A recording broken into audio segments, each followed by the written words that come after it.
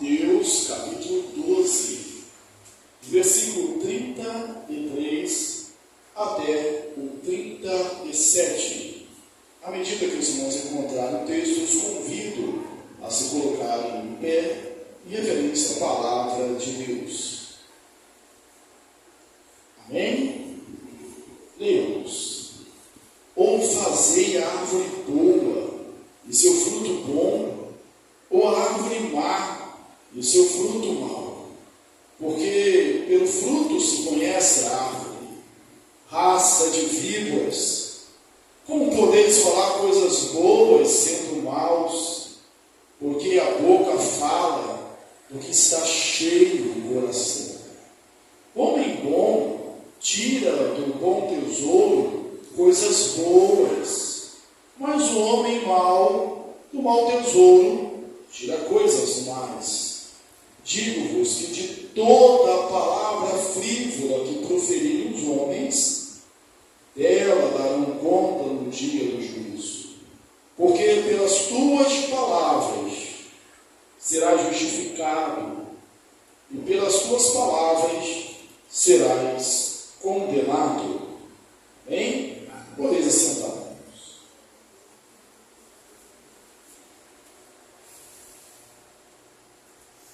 Se você lembrar do contexto anterior, a mensagem do domingo anterior, nós vamos ver que Jesus operou curas, Jesus expeliu demônios.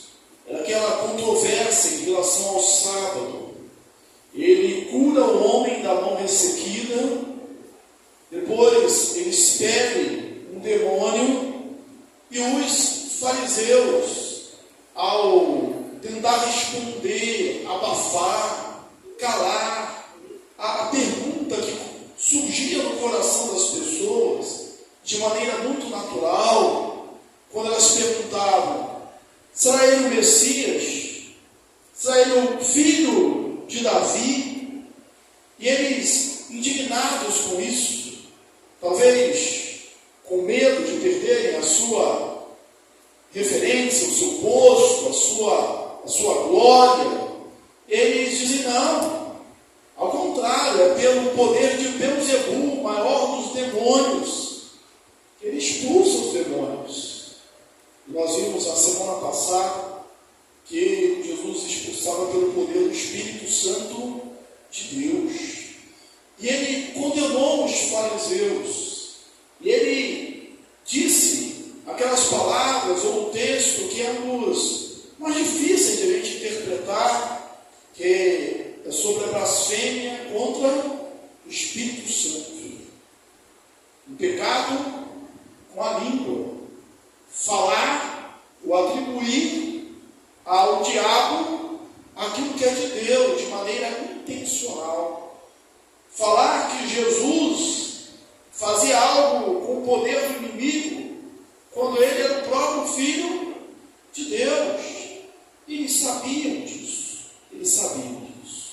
E aí não é de admirar-se que na sequência o evangelista Mateus, ele vai falar da importância da língua, da fala, daquilo que nós pronunciamos e da seriedade que há nisso. Há realmente um poder nas nossas palavras. Com ela nós abençoamos, nós amaldiçoamos. Nós geramos alegria no coração das pessoas e nós geramos também tristezas. Nós animamos as pessoas e desanimamos. Nós colocamos ali um vigor, um ânimo no coração dos nossos filhos, ou os irritamos e, de certa forma, prejudicamos a sua carreira, a sua vida. É necessário tomar cuidado com as palavras. Nós havemos de dar conta pelas nossas palavras. Mas ele não fala da palavra simplesmente dita. E é necessário que nós percebamos, Teólogo chamado Plummer, ele diz que aquelas palavras dizemos, nós planejamos, que nós tomamos muito cuidado para dizer, pode ser um ensaio de hipocrisia. Porque a gente falou de forma ensaiada. E aí nós vamos realmente ver que as palavras verdadeiras que o texto está falando aqui, não são aquelas que nós falamos tão somente no ambiente social, ali diante das convenções da instituição, quando nós estamos sendo observados, julgados talvez, mas aquela que a gente fala quando a gente abaixa a guarda. Talvez as melhores para julgar aquilo que vai dentro de nós, do nosso coração, porque a boca fala daquilo que está cheio do coração, seja aquela que nós falamos quando a gente está com raiva, quando nós estamos irados, quando nós estamos completamente desnorteados. Porque a gente vai falar exatamente aquilo que o nosso coração tem nutrido. O que vai no seu coração, o que está no seu coração. Nós já pregamos aqui outras vezes sobre esse tema, em outros textos da Bíblia, como Tiago, no capítulo 3, e falamos o seguinte, que às vezes as pessoas dizem assim, olha, mas foi sem querer, eu não queria dizer aquilo, foi da boca para fora. Falamos, olha, você pode até ter se arrependido, pode até não gostar do fruto que vai ser produzido, mas não foi da boca para fora, foi aquilo que estava no coração, que foi enchendo, até transbordar. Mateus Henry, pastor, teólogo, comentarista de vários livros da Bíblia, viveu no século XVII, ele destaca aqui no texto 3 metáforas que nós vamos destacar também. Ele apresenta, seguindo, lógico, o texto aqui, o coração, diz ele, o coração é a raiz, a linguagem é o fruto. O coração é a raiz, a linguagem é o fruto. A raiz é aquilo que a gente não vê, aquilo que está embaixo da terra. O fruto é aquilo que a gente pode ver. A palavra é aquilo que a gente pode ver.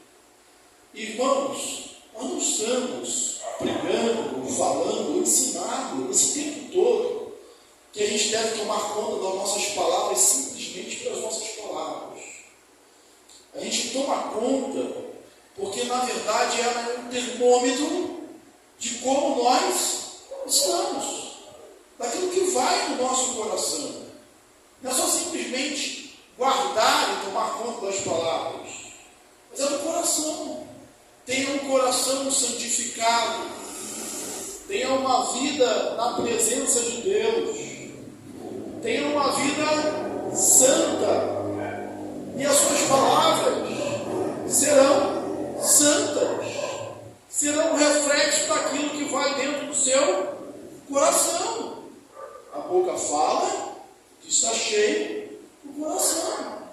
E como essa prova de santidade, de uma vida transformada, o apóstolo Paulo vai dizer que o nosso viver deve ser entre salmos, cânticos, hinos espirituais. Que a nossa palavra deve ser temperada com sal, como sal, para transmitir graça àqueles que ouvem, transmitir vida àqueles que ouvem. Se a raiz é boa, o fruto é bom. Se a árvore é boa, o fruto é bom. E Jesus usa esse exemplo da natureza para dizer exatamente isso. Olha, ou fazer árvore boa e o seu bom fruto, ou árvore má o seu mau fruto. Irmãos, uma mangueira, ela é uma mangueira porque dá manga? Ou ela dá manga porque é uma mangueira? Não tem nada a ver com aquela história da propaganda, né? É fresquinho porque vende mais, ou vende mais porque é fresquinho, nada a ver. Aqui tem uma resposta muito clara. Ela não é uma mangueira porque dá manga. Ela dá manga porque ela é uma mangueira. É da sua natureza agir assim. É o que nós esperamos dela. É o que é comum. É o que é natural. É o que de fato deve acontecer. Então, se você pega a árvore é boa, ela tem que produzir bons frutos.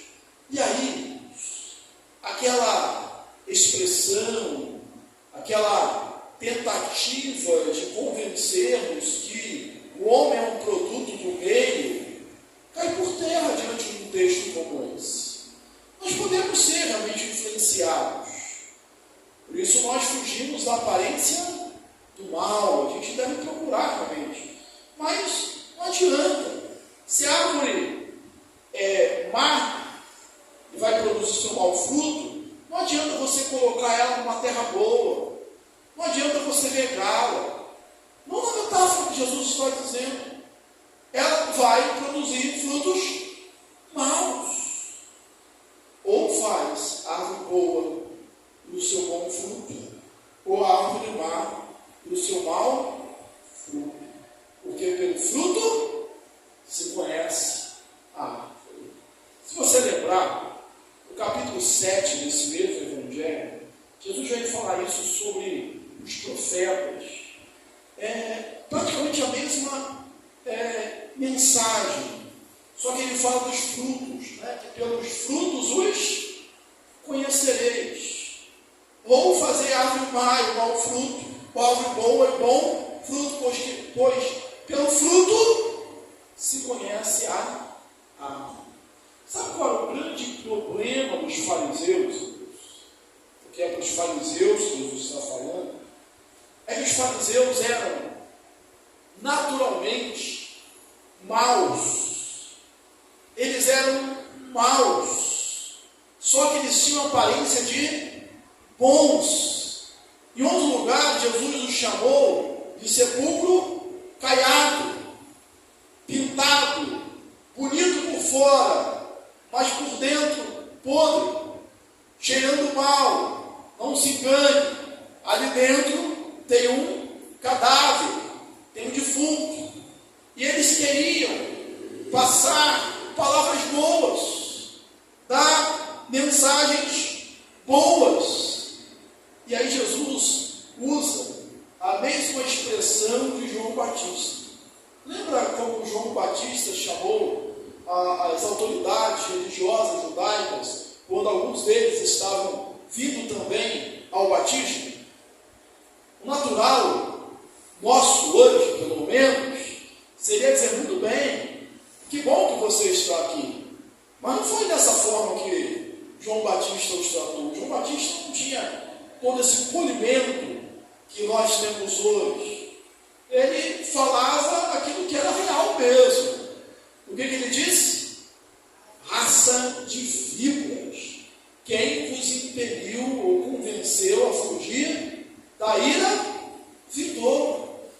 Jesus trata com as mesmas palavras. O tratamento aqui é o mesmo. O versículo 34, ele diz: raça de víboras, como podeis falar coisas boas sendo maus? Porque a boca fala do que está cheio o coração.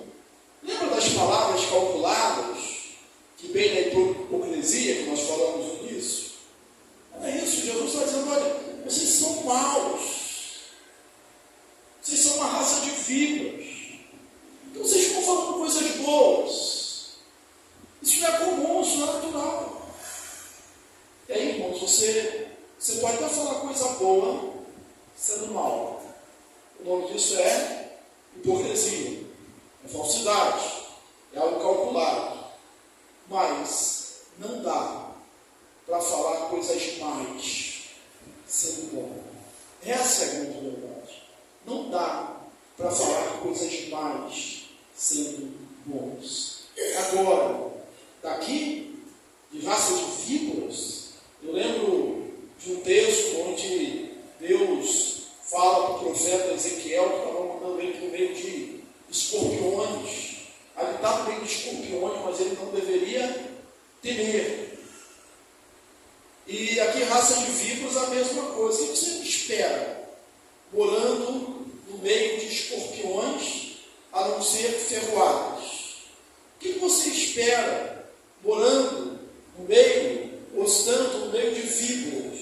De víboras se espera apenas peçonha, veneno, picadas, coisas ruins. E aí Jesus os condena mais uma vez na sua hipocrisia. Então a primeira metáfora é essa: a árvore boa vai produzir frutos bons, a árvore má vai produzir frutos maus. Irmãos, nós somos aqueles, lá no Salmo 1, bem-aventurados, plantados na casa do Senhor, que no devido tempo dá o seu fruto, e cuja folhagem não murcha, e tudo quanto ele faz será bem sucedido. Essa é a árvore boa. Esse homem bem-aventurado não se assenta na roda dos escarnecedores, não se detém no caminho dos pecadores, não se assenta na roda dos escarnecedores, mas ele é um homem plantado, alguém plantado na presença de Deus. Podemos lembrar também de Salmo 92, plantados na casa do Senhor, a velhice darão ainda frutos, serão cheios de seiva e de verdor, para anunciar que o Senhor é bom. Ele é a minha rocha, nele não há injustiça. Você é árvore boa, lavada, remida pelo sangue de Jesus, cultivada pelo jardineiro que é o Senhor Jesus, cuidada por Cristo. Então as tuas palavras, em todo o tempo, até no momento de ira, até no momento de crise, tem que ser palavras puras. Normalmente, na época da Páscoa, nós pregamos sobre as 7 palavras da cruz. Aquelas que Jesus pregou na cruz, que são distribuídas entre os 4 evangelhos.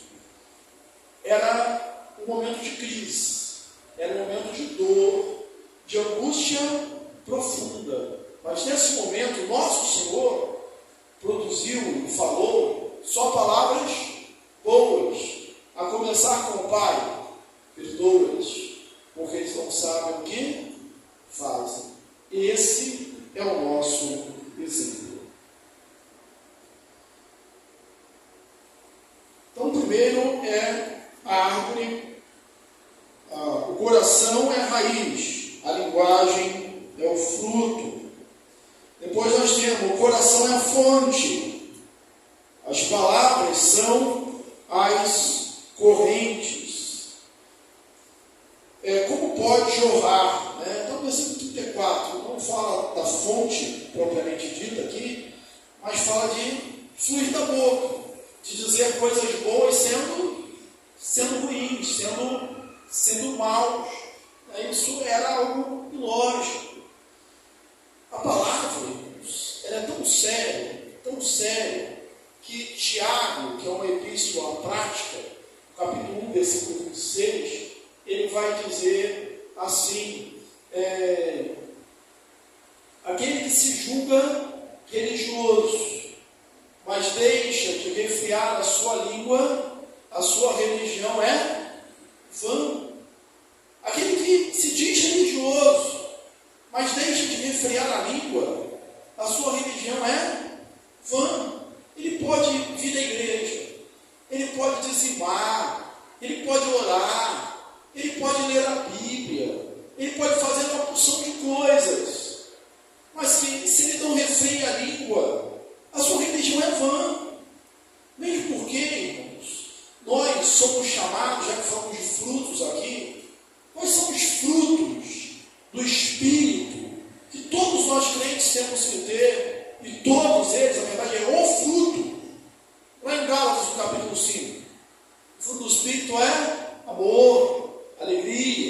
paz, longanimidade, benignidade, mansidão, fidelidade e domínio próprio. Domínio próprio é um fruto do Espírito.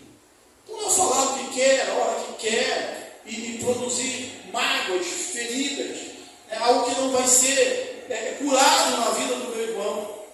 Nossa palavra deve ser doce como mel, temperada a todo tempo. O sábio, Salomão, já dizia em Provérbios 15, a palavra branda deixa o furor, mas a dura suscita a ira. E ainda, quão boa é a palavra ao seu tempo. É como uma maçã de ouro, uma salva de prata. A maçã é o conteúdo, a salva, a bandeja, é a forma. A nossa palavra tem que ser assim. Tem que ter verdade, essência, conteúdo, mas ela tem que ter forma também, ou seja, tem que ter jeito.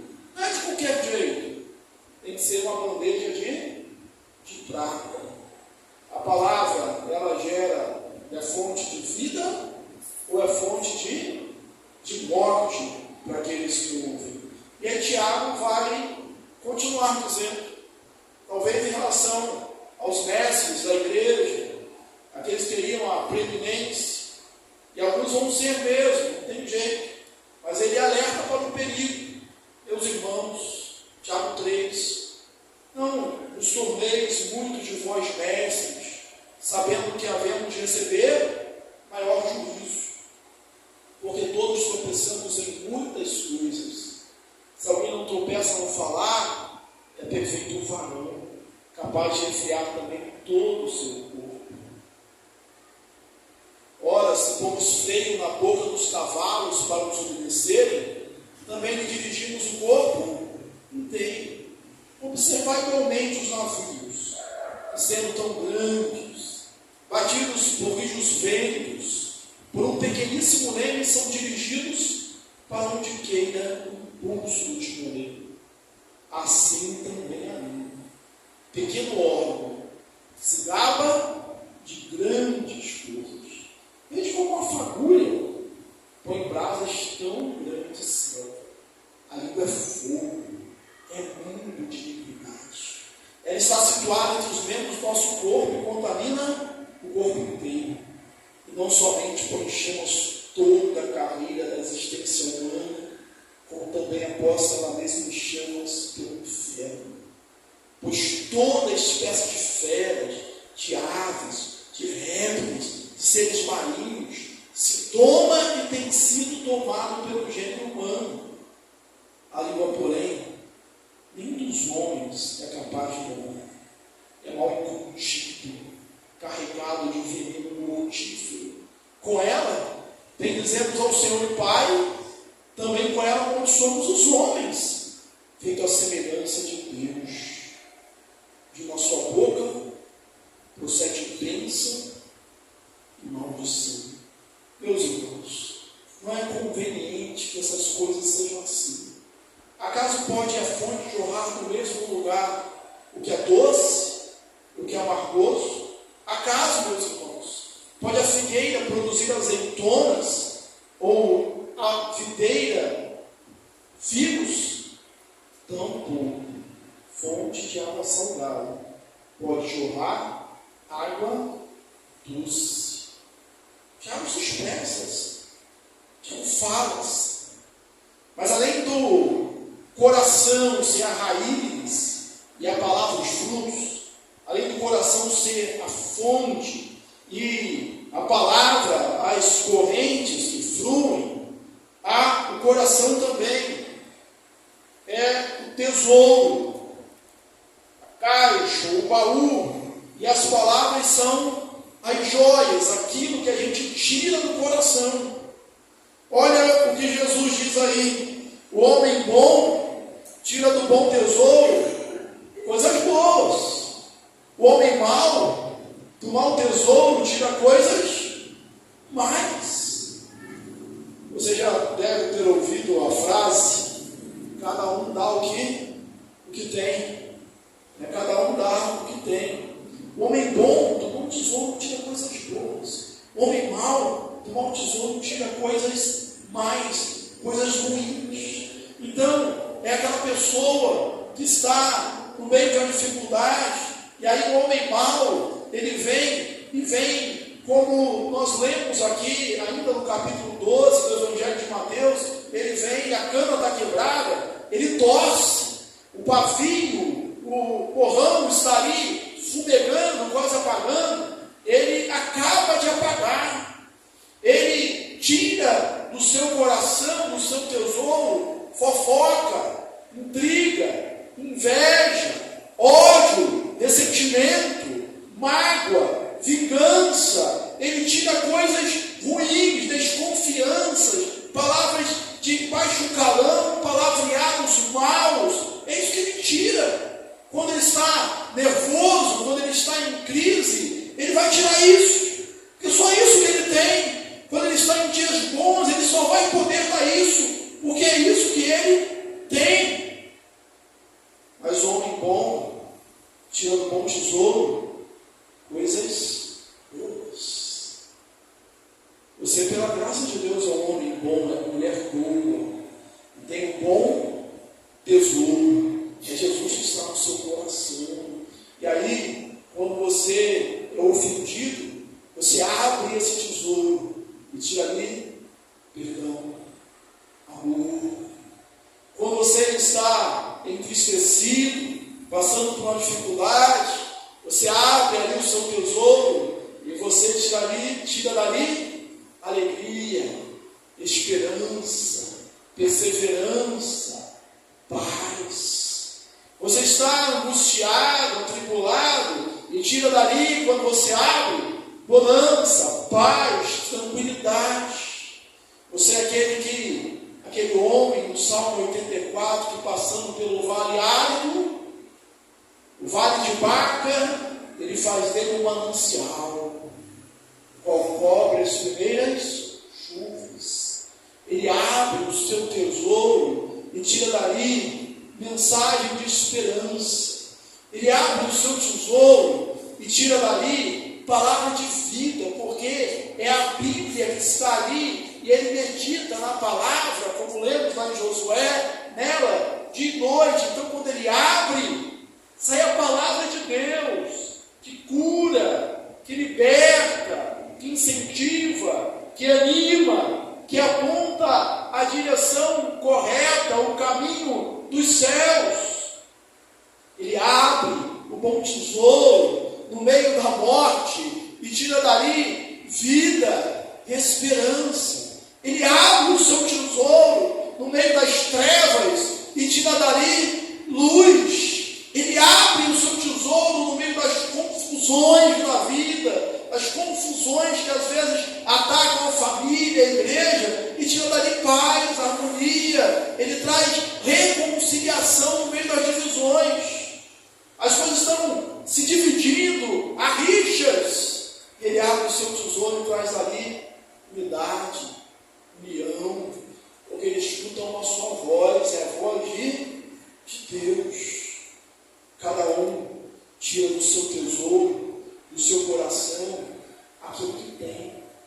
Santifique o coração, santifique a vida, e dali só vai ter frutos bons, só vai sair correntes boas, só vai sair tesouros bons. O homem bom, do bom tesouro, tira coisas boas.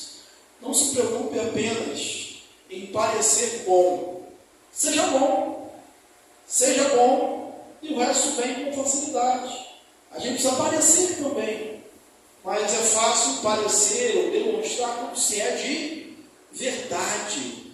E essa era a grande crise dos fariseus. Dos pecados que Jesus mais acusou os fariseus foi a hipocrisia. Eles falavam e não faziam. Eles colocavam fardos pesados sobre os homens e nem com o dedo ajudavam a carregar. E é preciso ter uma preocupação, irmãos, porque do coração procedem os bons desígnios, homicídios, adultérios. Vamos lá no capítulo de número 15, Porque do coração procedem maus desígnios, homicídios, adultérios, prostituição, furtos, falsos testemunhos e blasfêmias. E são essas coisas que contaminam o homem. Capítulo 15, versículo de número 19. Ainda aqui em Mateus 12, digo-vos, disse Jesus, que de toda a palavra frívola que proferirem os homens, dela darão conta no dia do juízo. Porque pelas tuas palavras serás justificado, e pelas tuas palavras serás condenado. Você consegue perceber a seriedade disso?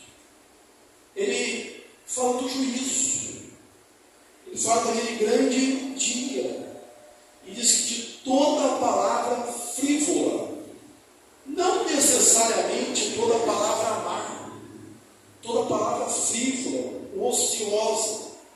A palavra que se traduz, ela vem dizer sobre esterilidade, sobre aquilo que não produz nada, não produz ação alguma.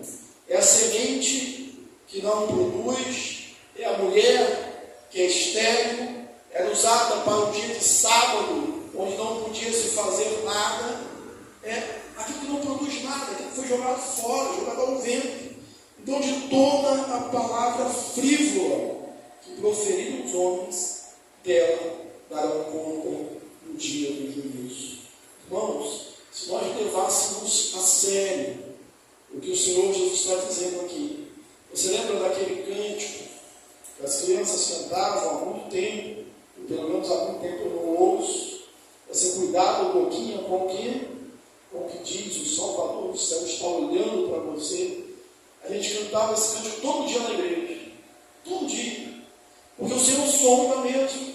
Lembra do Salmo 139? E não é só a palavra que saiu da boca, não, por isso que eu falo do coração. Assim, a palavra ainda não me chegou à boca, à língua, o Senhor já sabe isso toda. Deus esquadrinha o nosso ser. Então é necessário santidade, porque sem santificação ninguém verá o Senhor. O salmista orou no passado dizendo: Senhor, põe guarda a porta dos meus lábios. Põe guarda, Senhor, a porta dos meus lábios, porque pelas tuas palavras, e aqui a gente pode abrir um parênteses e seria assim: olha, pelas tuas palavras, não menos do que pelas suas ações. Porque todas as vezes que a gente fala da força da palavra, tem aquele que quer retrucar, e às vezes com muitos dizem: não importa só o que fala, importa o que faz. Sim, não importa o que fala, quando essa fala é uma fala hipócrita, como a dos fariseus. Mas o que você fala importa sim, porque é o que está transbordando no seu coração, da sua vida. Então você vai ser julgado pelas suas palavras, não menos do que pelos seus atos. Então, pelas suas palavras serás justificado, e pelas suas palavras serás condenado. Pastor, mas não é pelo sangue de Jesus? Sim. Lembra lá de Romanos, no capítulo 10? Porque se com tua boca confessares que Jesus Cristo é o Senhor, e com teu coração creres que Deus o ressuscitou dentre os mortos, será salvo. Então você vai ser salvo pela sua palavra, ou seja, pela sua confissão verdadeira de que Jesus Cristo é o Senhor. Todo aquele, disse Jesus, que não me negar diante dos homens, se vergonhar de mim diante dos homens, eu me vergonharei diante dele, diante do meu Pai. Mas todo aquele que me confessa. Sabe como se faz isso? Com a boca, com a palavra. A palavra realmente é muito importante, mas aquela que flui do nosso coração. Então, santifique o seu coração, e as suas palavras serão santas. Se o seu coração for um coração de Canaã, as suas palavras serão palavras de Canaã. Se o seu coração for um coração dos céus, a sua palavra será uma palavra dos céus. Se o seu coração for um coração entronizados, sentados no centro do trono, o trono no centro, as suas palavras serão boas. O Senhor nos abençoe e que o meditar do meu coração, o fruto dos meus lábios, sejam agradáveis na tua presença, Senhor dos exércitos. Que as pessoas, pelas nossas palavras, nos reconheçam. Você conhece um estrangeiro pela sua palavra, não precisa dizer que é estrangeiro. Se você estiver lá no centro do Rio, em lugar turístico, e as pessoas começarem a conversar, você já vê, esse é brasileiro, esse é estrangeiro. E mesmo dentro do nosso país, você vai pensar assim, poxa, esse aqui é mineiro, esse aqui é gaúcho. Por quê? Pela palavra você consegue reconhecer, pelo sotaque você reconhece. Então sejamos reconhecidos